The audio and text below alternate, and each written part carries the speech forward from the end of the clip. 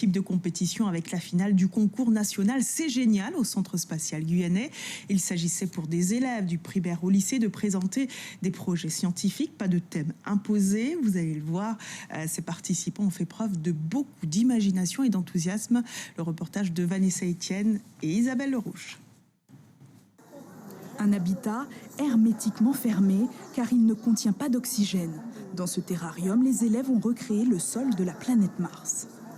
Dans ce terrarium-là, on a essayé de représenter le sol martien.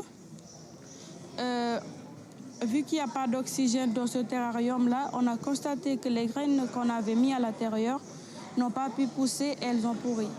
Le projet qu'ils présentent au jury s'intitule « La vie sur Mars ». Tels de vrais scientifiques, ils ont analysé plusieurs données. Peut-on faire pousser des plantes sur Mars? La vie est-elle possible là-bas? Ils ont également réalisé l'importance de l'oxygène.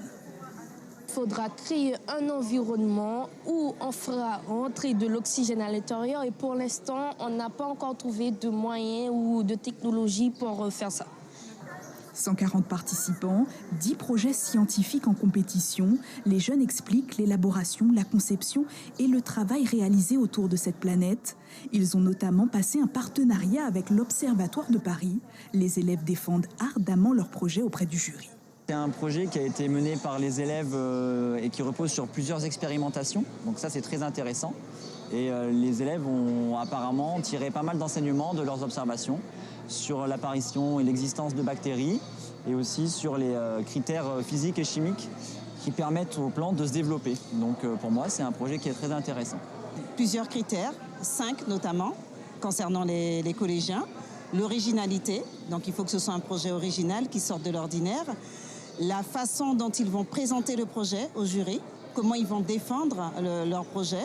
Voilà, donc ça c'est très important. L'expérimentation aussi, comment ils en sont arrivés là, sur quoi ils se sont basés pour pouvoir mener à bien leur expérience.